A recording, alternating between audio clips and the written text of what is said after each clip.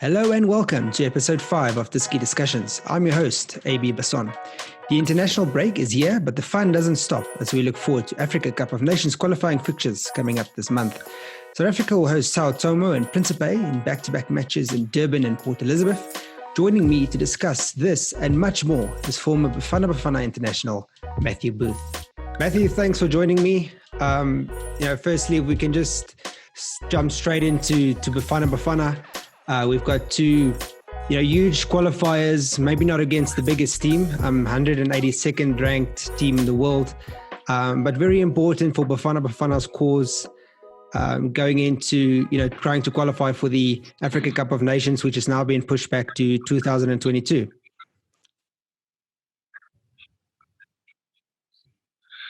Yeah, so locally in the PSL, you hear coaches talking about lack of goals. It's like it's the boring old soundbite, and the national team as well has also struggled, no doubt. So these two qualifiers will give them a fantastic opportunity to get their confidence back, especially in front of goal. And obviously, it's very important that we can't let them trip us up in any way. So there's a fine balance between being overconfident and confidence. So hopefully we get that right. But one loss against Ghana, one win against Sudan at home, these two qualifiers have come at the right time to give us 6 points and give us a massive boost, for the qualifiers. We had disappointing results against Namibia and Zambia in friendlies last month, and we saw Keegan Dolly speaking about, South Africa taking smaller teams, a bit lightly. We think back about, qualifiers against Ethiopia and Sierra Leone and years gone past. What is it? What mindset has to change? Coming up on the 19th of November is our anniversary of our 1-0 win against Spain when they were World Cup champions. What has to change when we're playing these so-called smaller teams? Yeah, I agree with Keegan, but people have to also realize that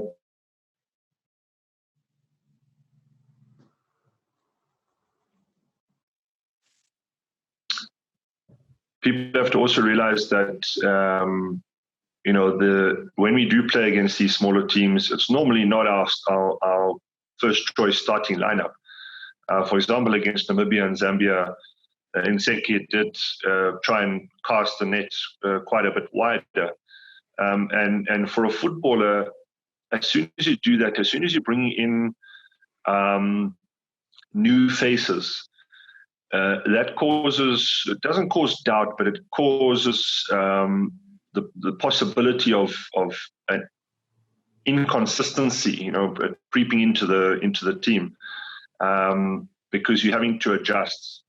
Whether you're playing with a new centre-back pairing, whether you're playing with a new goalkeeper behind you, it just causes that inconsistency, and that gives the opportunity for the smaller teams to sneak a result. So, if you have your first choice A team going out there on a regular, playing against big teams and small teams, then I would perhaps that would be cause for concern. But I think we make too much of a meal of these friendly games where the coach does want to try out new faces, and the results don't come our way, and we think, oh well, it's the same old.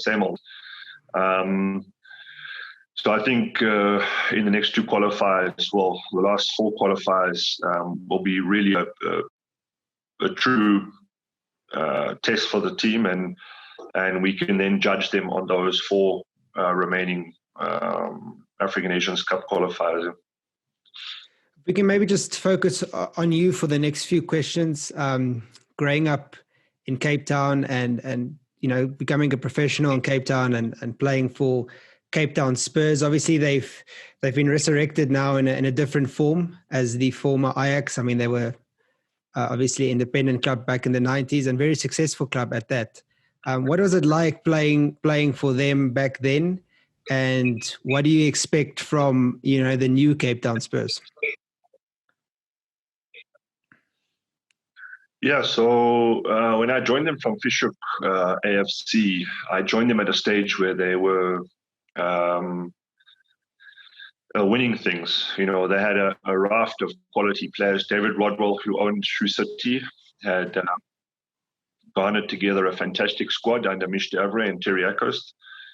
So as a youngster coming in there into a winning team was great.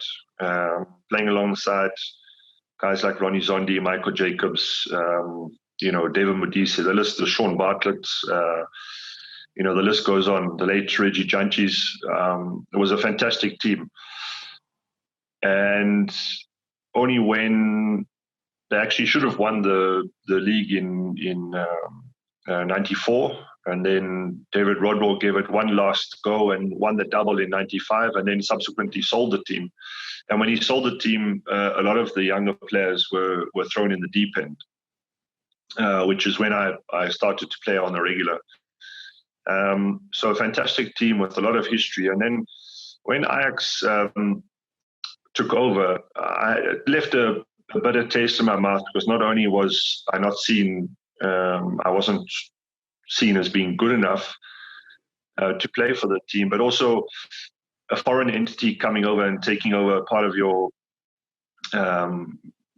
starting to run your club. You lose sovereignty, and that's. I was a little bit suspicious at the time of their intentions. But as it turns out, I think their footprint that they've left in South Africa has been a positive one. Often you get foreign coaches coming to South Africa and they just take the money and then they run and they leave your establishment, your institution, your league without anything tangible left behind. And I think Ajax has definitely done that in leaving something tangible behind. They've left a footprint. But having said that, I'm quite happy to have that name back in our game. It's a game that we should never, it's a name that we shouldn't have lost. And happy that Spurs is back. Obviously, their first objective is to get back into the Premier League. In the NFD, we all know that it's a dog-eat-dog world, and the remuneration every month there's a big disparity between the two. So to make it the running of a football club feasible, you've really got to get into the Premier League, which is what they've got to do. You touched briefly there on the merging of Cape Town Spurs and Seven Stars to form Ajax Cape Town. And obviously, like you mentioned, you weren't kept, to form part of the first Ajax Cape Town team. But that all came to life because of a certain Benni McCarthy, in essence. It's his birthday actually today. We're recording on his birthday. How good of a player was he back then? And I mean, did you ever think that he would become such a good player? Obviously, still South Africa's only Champions League winner and our all-time top scorer. Yeah, so Benni and I played in the South African national under-20 team for a number of years. And before that at Cape Town Spurs, where he had a short stint. And you already knew of his name. He grew up playing a lot of his football in the Sunday League, Cape Town Sunday League or Gangster League, which was produced and helped to develop a number of players from Cape Town. And when he arrived, when I first saw him, the best way to describe him was silky smooth in the box. He knew where the goals were. He knew which options to take. He didn't need an extra touch to get it onto the right foot. He was incredibly good with his back to goal. And probably one of the best goals that I've ever seen, the best technical goals that I've ever seen. And this is not showing any bias, but the header at the near post against Man United when he was playing for Porto in the Champions League, managing to beat two defenders who were on his back and the goalkeeper at the near post, when the ball was slightly behind him, to get that amount of power from the neck muscles was for me one of the best goals that I've seen, and he scored a lot of them as well. So yeah, that's the best way that I can sum up Benny, and we've had some fantastic players that have gone over to Europe, and for him to have won the Champions League with an unfancied Porto, he's one of the best. I put him in the same category as Lucas Radebe, as a South African who we can be, really proud of, and who really made their mark in Europe. After leaving Cape Town, you popped up at Mamelodi Sundowns. How were those first, your first spell at the club? How was your first spell at the club? What do you remember most fondly of your time? Sundowns had then already established himself as a real force in South African football. Oh yeah, what I remember most is winning the double in my first season. So that helps. That was something fantastic, and yeah, it helped. And very similar to Cape Town Spurs, I was rather fortunate to arrive at a team which was brimming full of confidence. They had already won the previous 2 league titles, and when I arrived, I helped them to win their third in a row, plus the Rothmans Cup. So that was great. And, having played at Cape Town Spurs and always come up against Sundowns, there were very few occasions where we had actually beaten them. So I got an idea of what sort of team they were. Cape Town Spurs actually had quite a decent record against Chiefs and Pirates, if I can remember correctly. But whenever we played Sundowns, we always came unstuck. So to be able to join them instead of getting beaten by them was kind of a relief. They had a big striker, Rafael Chuku, who had thighs that were bigger than my waist. So coming up against him twice or thrice a season wasn't very pleasant. So I was happy to have joined them. Who's the best players you played with? Roger Fatumbo was obviously there at the time. Are there any other players that really stand out from that Sundowns team? The list can go on, AB. Roger, I think, was the best. I don't particularly like saying that because he only used his left foot. He used his right foot for standing on. Any youngster that I try to train or coach, I always impress on them the value of using both feet. But just somehow Roger got away with it. He had fantastic vision. He hardly ever got caught out with the ball. He played at one pace. And even in the big games, he always used to find the right pockets and enormous amounts of space. And he had an extremely cultured left foot. But I think also Mambush, Daniel Madao, his strike rate was really phenomenal. And there were just elements of that team which just gelled together. Generally, we played a 3-5-2 system. So the players that we had in the squad just suited the system, especially when it came to the wing-backs, the likes of Eric Ramasiki, Isaac Shai, Joel Masilela.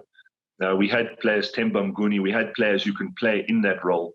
It's quite a specialized role. A lot of teams these days are not quite getting it right when they try to attempt that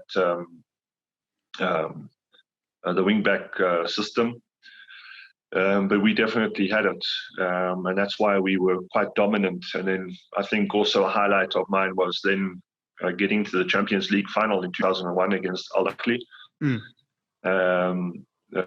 For a South African team at that stage to be able to get to that final was quite something. And then for yourself, it was off to England. You speak briefly in the past, spoken briefly in the past about a failed move to West Ham United. If you can maybe just touch on that, and looking back at your career, is that one regret you might have not playing in the Premier League? Yeah, well, that definitely was it. I had a number of trials as a younger player.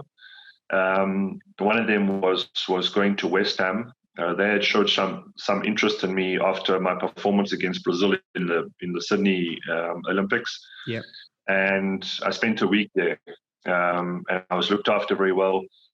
They've got a great youth setup. I trained alongside with the likes of Paulo Di Canio, Stuart Pearce. And they really had a Rio Ferdinand was there. And the reason why they showed interest was because Rio was being sold to Leeds United, and they needed a replacement centre-back. Harry Redknapp was quite impressed with my week that I'd spent there. And it looked very positive until Sundowns asked for too much money, really, at that stage. I'd only had a handful of Bafana caps. And the kind of money that they were asking for there was no ways that West Ham was going to pay that for a South African lad who hasn't had any Premier League experience. So that fell through. And at the time, I remember not really thinking too much about it, because perhaps you're still quite young and you might have something better lined up down the line. But in hindsight, after my career, it's something that I look back on, and I'm quite disappointed about it, because that was the closest I got to playing in the Premier League. And as a result of that failed move, Natasha Chiklis, who was the owner of Sundowns at the time, arranged for me to go to Wimbledon. Through the Wimbledon club owner by the surname of Klopp. And he was a South African businessman who owned Wimbledon at the time. And another piece of advice that I give youngsters is that whenever you do go on trial, or whenever you do move to a new club, make sure that the manager or coach knows that you are coming, because that wasn't the case for me. And it sounds odd that I didn't, but as a youngster, you assume that the manager or coach is expecting you. And so I spent 3 months at Wimbledon playing for the reserve team, because, as you can imagine, arriving at the senior training, and the head coach not knowing anything about me, it wasn't going to go very well. And surprisingly, I got some interest from Nottingham Forest through that reserve league, but nothing transpired. Were some of the players that you might have trained with at Wimbledon was the likes of? I think any football fan will know Vinnie Jones, Crazy Bunch. Were any of those guys present at the time? No, so that was a generation earlier. So no, I didn't. There wouldn't have been anybody that you might have recognized. Although at the time, the Michael Thomas, ex-Arsenal player, was playing in the reserve team. His career was coming to an end. So you spotted Fabian Delph came through, and I played a couple of games in the reserve team with Delph. He was a clear talent then, and you heard, of a number of clubs being interested in him already. So those are two names perhaps that people might recognize, but it wasn't a great time for me. I was lacking confidence, and I could tell that I was clearly not wanted or expected at the club. So I tried to expunge that from my CV, and so it's. I'm sorry that you brought it up. Moving swiftly along, then, You went on to play in Russia for Rostov. How was that experience? Especially, I think for a lot of players, especially from Africa, it is quite difficult, the Russian league. But we've had obviously a lot of success there. Think of, guys like Ahmed Musa, what he did at CSK Moscow. What was it like playing in Russia, and how different was it to, playing in sunny South Africa most of the time?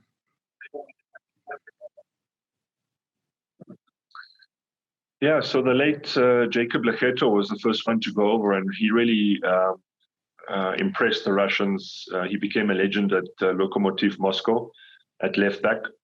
And Viktor Bondarenko, who's the coach at Sundowns, basically negotiated for myself and Gif Kampamba to go over to Rostov, who were in a bit of trouble. And I was at the stage of my career where I knew I needed to start making euros or dollars. And I took the chance without really knowing anything about the league, without knowing anything about Russia, except for the usual stereotypes. It's cold, they have beautiful women, and they drink lots of vodka, and there's bears walking in the street, that type of thing, But it's such... there's elephants walking in the street in South Africa. You realize that yes, exactly.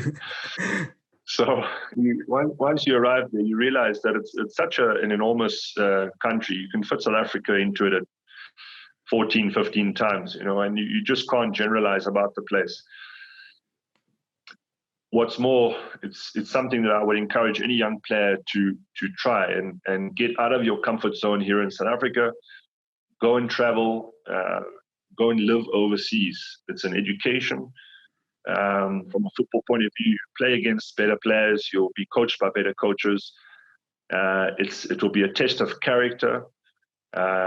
You'll be by yourself. You'll perhaps be injured going back to a cold apartment amongst strangers. It's a true character builder. So it's something that I always tell younger players to try and attempt. And you will become a better product. And therefore, you'll add value to Bafana Bafana should you be called up. And I arrived there in 2002 when they were spending a lot of their petrodollars on the league, very similar to the MLS. Yeah. Attempting to raise the status of the league. So I played against a number of quality players who were brought into the league, and spent 6 fantastic years there before the Confederations Cup and World Cup here in South Africa. And with my eldest son, Nathan, who was at the time 4 years old, we decided to come back to South Africa for his schooling, and also to try and cement my place in Bafana Bafana. You talk about the return to South Africa, played for Sundowns, Ajax, and Bidvest Wits. How did you find the league changed, from when you left to when you returned? From a playing style, I don't think it had changed much. I think from an administration point of view, the league, you could see, had taken enormous steps in becoming more and more professional.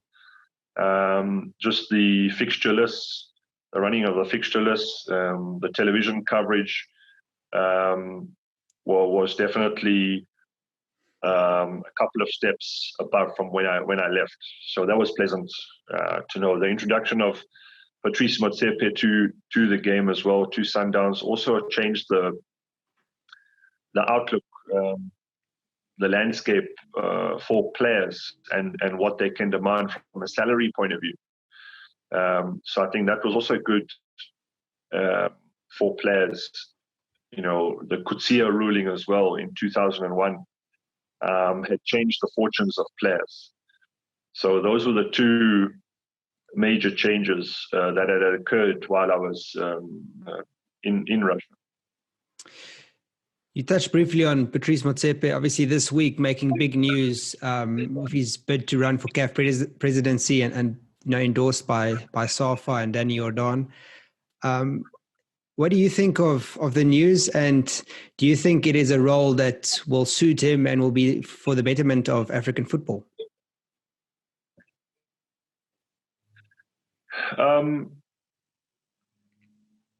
You know, he's obviously chosen. It's now clear why he invested or allowed the MPO to sponsor SAFA's one of SAFA's tiers. Mm. You can now understand why he did it. I don't necessarily think that Patrice has gone the traditional route in this regard. Although he's been the owner of a very successful football club, I think to run African football, you need to have had a history with CAF, more of an ingrained history with CAF, to know the inner workings of the organization. So in that regard, I don't think he's suited. But having said that, he obviously has the monetary backing. And if he is able to delegate correctly, should he get the position, then it can be a success for him. It can be a success for Africa. And certainly it would be good for South African football. But to be honest with you, no matter who runs for CAF president, it's very similar to a politician. I'm always very suspicious these days of the intentions. And ultimately, if you don't have good intentions for the continent or for your country, then you shouldn't be running. And I think that question can only be asked to Patrice, and even then, we can only really truly see his intentions once he gets into power. So it's a tricky one, but it can certainly be good for South African football. And it's very similar to a South African player going to Europe and making a success for himself. It's very similar, when you have administrators and your own business people and people that getting into positions of power outside of our borders. You've got to be proud of that fact. You mentioned the impact made by Patrice in the South African League. Obviously, had a massive impact on Pitso Mosimane and how his career skyrocketed over the last 7 to 8 years. Obviously, Pitso's got a big say in that as well, having brought a lot of success to Sundowns. He's got a massive game coming up in the end of this month, end of November, CAF Champions League final. Obviously, you can't take all the credit, having joined the team at the semi-final stage. But how big of a win will it be for South Africa if he's able to lead Al Ahly to their 9th title? Oh, it would be massive. And what I like about what they've done is that they haven't changed too much. They haven't rocked the boat. And that was very intelligent of them. His main job was to pacify the players. And it certainly helps when you come in to a new team, a massive team like Al Ahly, with a big CV yourself, and having recently played against them, so that they know exactly what he's about. Unlike, again, an unknown, perhaps European coach coming on board, or some arbitrary person, who's not particularly qualified. So his CV holds weight. And the job that Pitso had to do was to gain the confidence of the squad as soon as he hit the ground in Cairo. And that's clearly what he did, just judging from the results that he produced. So that, for me alone, was very impressive. You would have worked with Pitso at national team level. It's been 10 years now since the World Cup in South Africa.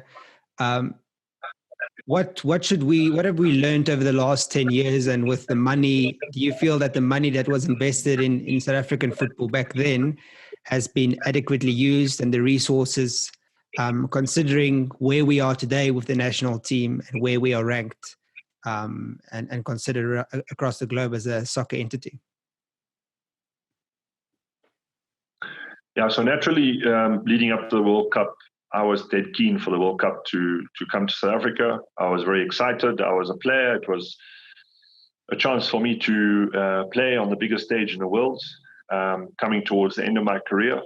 So I was very excited about it. But hindsight is a beautiful thing. And I feel that we've been left with some great infrastructure, not necessarily very useful to the large majority of South Africans.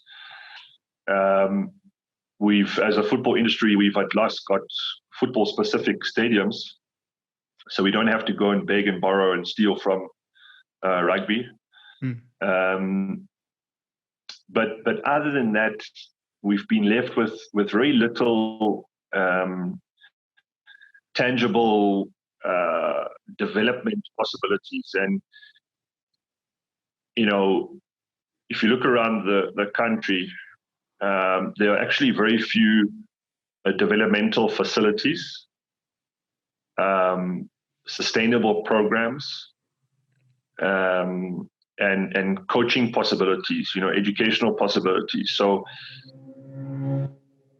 SAFA, I don't think, took advantage of the euphoria that was surrounding leading up to and post World Cup to garner support for initiatives going forward.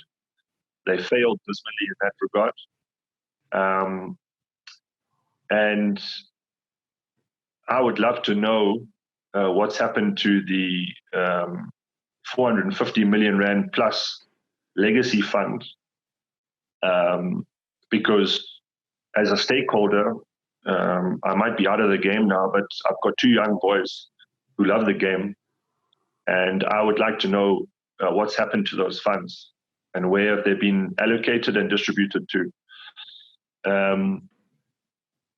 So I think post-World Cup, I think SAFA have dropped the baton, and we could have been in a totally different space right now if they had put attention to grassroots football, not only in our metros, but all around the country. And therefore, we wouldn't be shouting and complaining at Bafana every time they play if that had happened. Because I keep on telling people, Bafana Bafana is not the issue. You can keep on throwing money at Bafana Bafana. It's not the issue. Go down to your local football club, your amateur club, your LFA, get involved there, and you will quickly see why we are not maximizing our enormous pool of talent, our natural talent. Who's coaching the coaches? I speak to ex-professionals all the time who complain bitterly about the lack of coaching seminars and the ability to educate themselves in coaching. And there are thousands and thousands upon of school teachers and people who love the game who also want to coach and are not getting the ability to do so. So I think that's the real concern for me, is that everything is focused at the top, and nobody's willing to roll up their sleeves and institute, first of all, facilities, build facilities, secure good facilities, implement sustainable programs, and get coaches on the ground to coach our kids. And what's more, I believe that every little girl should be getting the same opportunity as every little boy as well. That's a huge market that we've missed out on, big time, is the women's game. Yeah. Well, Matthew, we appreciate your insight and your knowledge into the game and giving us a bit of background on your journey in football. We wish you all the best, and thanks for giving us some time. Cheers, no problem, maybe. In next week's episode, we'll be joined by another prominent name in South African soccer circles as we review Bafana Bafana's performances and switch our focus back to domestic action. If you have any questions or things you'd like us to discuss on Disky Discussions, please hit me up at AB_Basson on Twitter or on Instagram. Aware and keep safe.